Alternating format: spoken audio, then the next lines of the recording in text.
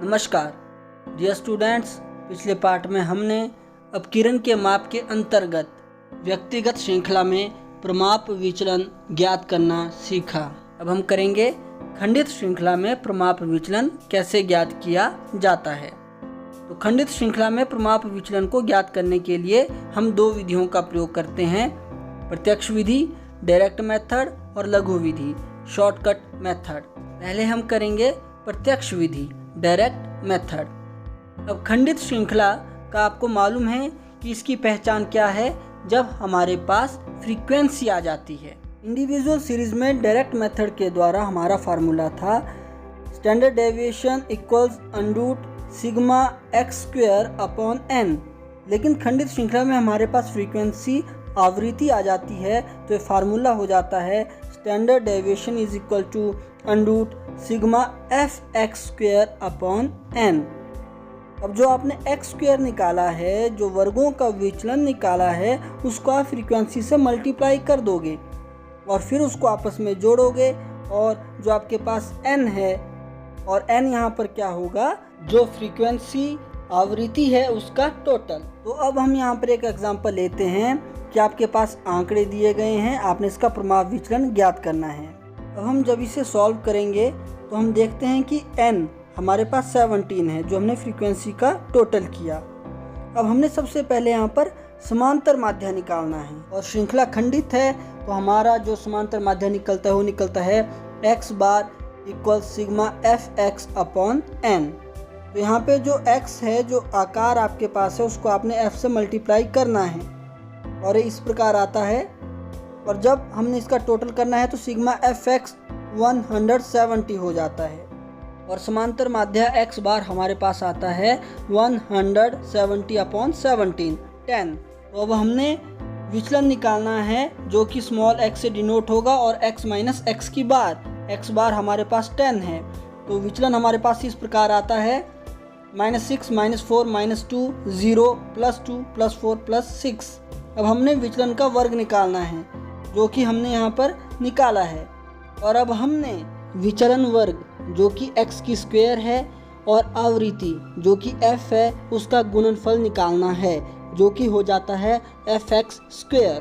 तो आपके पास इस प्रकार आता है और सिग्मा एफ एक्स स्क्वायर हो जाता है 160। अब जो वैल्यूज़ हमारे पास आई हैं उसे हम फार्मूले में पुट कर देंगे और सॉल्व करेंगे। इस तरह से स्टैंडर्ड डेविएशन हमारे पास आता है 3.07। अब हम खंडित श्रृंखला में प्रमाप विचलन निकालने की लघु विधि का प्रयोग करेंगे, और पहले भी आपको बताया गया है कि लघु विधि में हम एज्यूम्ड मीन लेते हैं। तो अब हम एक एग्जांपल लेते हैं। आकार आपके पास दिया गया है और आवृत्ति भी आपके पास दी गई है। यहाँ पर हमारे पास फार्मूला हो जाता है standard deviation equals under root sigma F d square upon N minus sigma F d upon N का होल स्क्वायर। तो अब हमने इसको सॉल्व करना है। x हमारे पास दिया है, f हमारे पास दिया है और सिग्मा f या n हमारे पास हो जाता है 100। अब हमने d डेविएशन निकालना है जो कि निकलेगा x माइनस a, और एज्यूम्ड मीन हम यहाँ पर लेते हैं 5। तो इस तरह से अब हम d निकालते हैं और अब हमने इसके बाद d स्क्वायर निकालना है, तो ये हमारे पास इस प्रकार आ जाता है। अब हम ज्ञात करेंगे एफ डी, और एफ डी भी हमारे पास अब आ चुका है और सिग्मा एफ डी हो जाता है -25। अब हमें एफ डी का स्क्वायर निकालना है और ये भी हमने ज्ञात कर लिया है, तो सिग्मा एफ डी स्क्वायर हो जाता है 435। अब हम सभी वैल्यूज़ को फार्मूले में पुट कर देंगे और प्रमाप विचलन ज्ञात करेंगे। तो इसको सॉल्व करने पर प्रमाप विचलन हमारे पास आता है 2.07। तो ये थी खंडित श्रृंखला। अब हम करेंगे अखंडित श्रृंखला डिस्क्रीट सीरीज। इसमें प्रमाप विचलन ज्ञात करने की तीनों विधियां अपनाई जाती हैं, प्रत्यक्ष विधि, लघु विधि और पद विचलन विधि, डायरेक्ट मेथड, शॉर्टकट मेथड और स्टेप डेविएशन मेथड। तो सबसे पहले हम करते हैं प्रत्यक्ष विधि। फार्मूला वही है standard deviation equals under root sigma F x square upon n. अब हम एक एग्जाम्पल लेते हैं।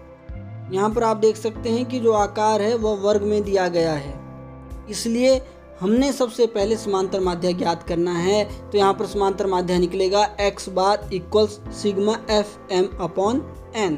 तो हमें पहले मिड वैल्यू निकालनी है, ये हम अब निकाल चुके हैं। अब हमने एफ एम निकालना है, एफ को एम से मल्टीप्लाई करेंगे, तो ये भी आ चुका है। और अब सिग्मा एफ एम हमारे पास आता है 189, जबकि एन जो है वो है 27।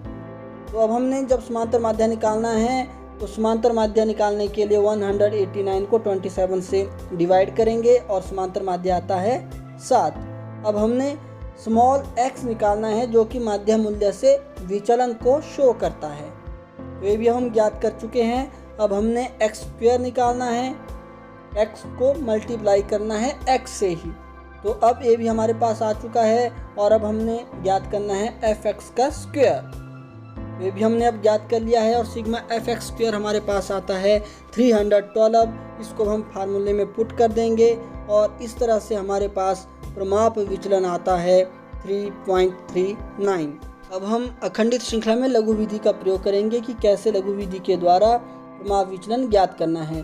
फार्मूला वही रहेगा, standard deviation equals under root sigma F D x square upon N minus sigma F D x upon N का होल स्क्वायर। लघु विधि में हम एज्यूम्ड मीन लेते हैं, इसलिए सबसे पहले हमने m तो निकाल दिया है, मिड वैल्यू तो निकाल दी है। अब जब हमने कल्पित माध्य से विचलन dx निकालना है और dx निकलेगा m माइनस a, तो एज्यूम्ड मीन यहाँ पर 5 है और इस तरह से अब हम विचलन निकालते हैं। तो ये भी आ चुका है। अब हम इसको f से मल्टीप्लाई करेंगे तो हमारे पास एफ डी एक्स हो जाता है और सिग्मा एफ डी एक्स हमारे पास होता है 36। अब हमने एफ डी एक्स का स्क्वायर निकालना है। यहाँ पर एक बात आपने ध्यान में रखनी है कि एफ डी एक्स स्क्वायर निकालने के लिए आपने एफ डी एक्स को एफ डी एक्स से मल्टीप्लाई नहीं करना है, बल्कि F multiply by D x multiply by D x. जो डी एक्स का स्क्वायर है उसको एफ से मल्टीप्लाई करना है, तो ये आपके पास आ जाता है 32, 16, 0, 16, 32 एंड 216। और इस तरह से sigma F D x square हो जाता है 312। एन हमारे पास 24 है, तो अब हम इसे फार्मूले में पुट कर देंगे और हमारे पास इस तरह स्टैंडर्ड डेविएशन आता है 3.28। अब हम अखंडित श्रृंखला में पद विचलन विधि स्टेप डेविएशन मेथड का प्रयोग करेंगे।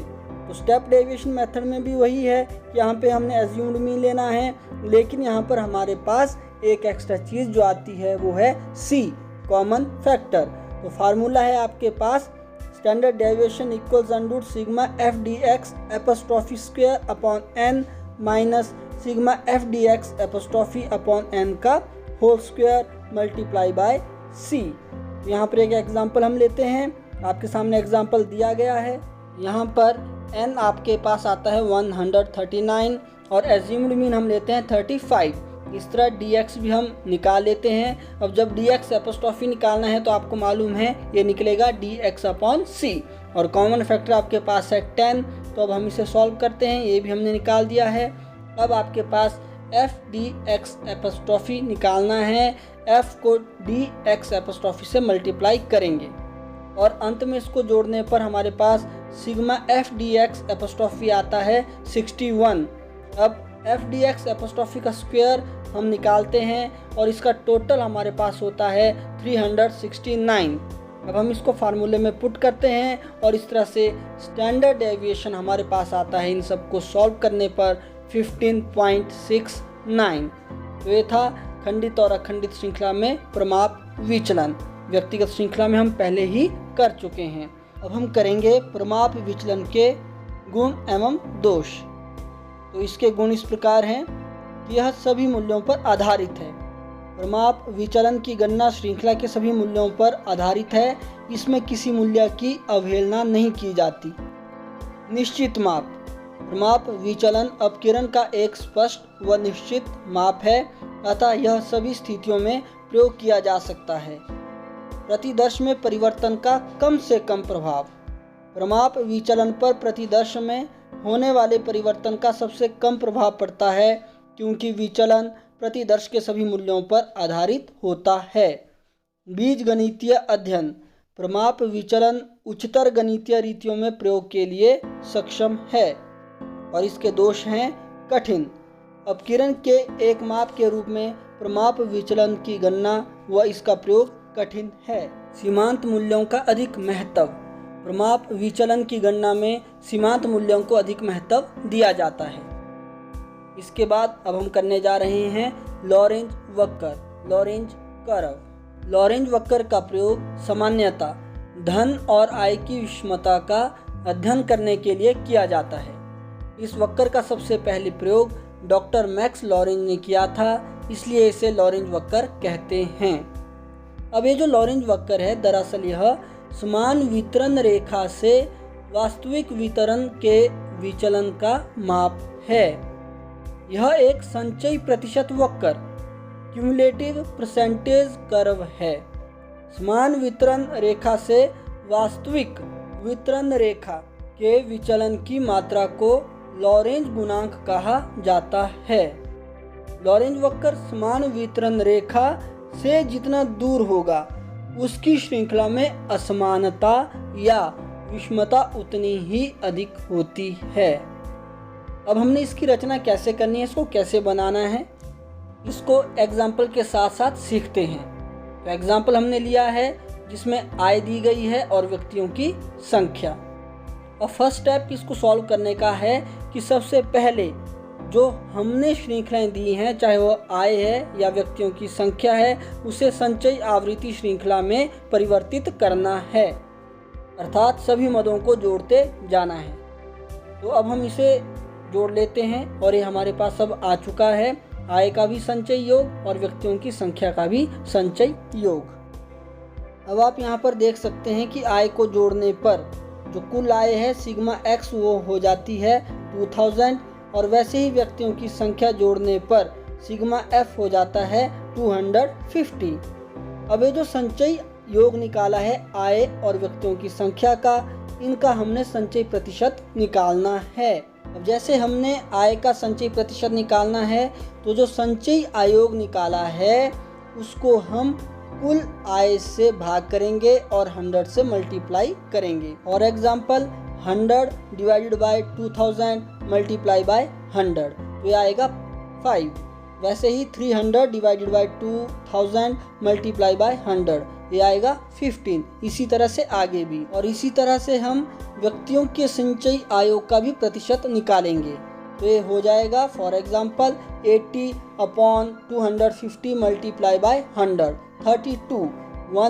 150 डिवाइडेड बाय 250 मल्टीप्लाई बाय 100, 60। इसी तरह से आगे भी। तो इस प्रकार संचय प्रतिशत आपका आय का भी निकल गया है और व्यक्तियों का भी। अब हम वक्र बनाने के लिए सभी संचयी आवृत्तियों को ग्राफ के OX अक्ष पर और संचयी मूल्यों को OY अक्ष पर प्रकट करते हैं। OX अक्ष पर मापदंड 0 से 100 तक लिया जाता है और OY अक्ष पर भी मापदंड 0 से 100 तक लिया जाएगा। OX अक्ष के 0 मापदंड को OY अक्ष के 100 मापदंड से मिलाने पर जो रेखा हमारे पास आती है उसे समान वितरण रेखा, लाइन ऑफ इक्वल डिस्ट्रीब्यूशन कहते हैं। अब इसके बाद हम ग्राफ पेपर पर वास्तविक आंकड़े अंकित करेंगे और उस रेखा को भी आपस में मिलाएंगे और यह वास्तविक वितरण रेखा कहलाती है। अब हम जो वक्र बना रहे हैं उसमें हम इस रेखा को ड्रॉ करेंगे। हमारे पास संचय प्रतिशत आय का दिया है 5, तो इसके सामने हमने जो संचय प्रतिशत है व्यक्तियों का उसको देखना है, वो दिया है हमारे पास 32। तो यह 32 पे हम पॉइंट लेंगे और वैसे ही 15 हमारे पास आय का संचय प्रतिशत दिया है और व्यक्तियों का संचय प्रतिशत यहाँ पर है 60, तो यहाँ पे एक पॉइंट लेंगे। इसी प्रक्रिया को आगे भी अपनाते हुए फिर हम सभी पॉइंट्स को आपस में जोड़ देंगे और हम देख सकते हैं कि समान वितरण रेखा से वास्तविक वितरण रेखा काफ़ी दूर है, जो कि आय की असमानता को प्रकट करती है। तो ये था लॉरेंज वक्र। इसके साथ हमारा यह चैप्टर मेजर्स ऑफ डिस्पर्सन भी कंप्लीट होता है। अब यहाँ पर आपके सामने एक वर्कशीट दी गई है, आपने इस वर्कशीट को कंप्लीट करना है। फार्मूले आपको अच्छे से आने चाहिए, तब ये क्वेश्चन आपसे आसानी से हो जाएंगे। फिर भी यदि आपको कहीं कोई प्रॉब्लम आती है तो कमेंट बॉक्स में ज़रूर लिखें। तो मिलते हैं अब आपसे नए चैप्टर के साथ नए वीडियो में, तब तक बाय।